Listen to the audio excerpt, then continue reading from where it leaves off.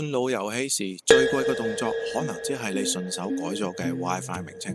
因為一改屋企十幾件燈、窗簾、傳感器都有可能要全新配網。其實換新嘅路由器，先唔好開一個新嘅 WiFi，直接將呢個 WiFi 名稱同密碼改翻同舊嘅路由器一模一樣，係登錄賬號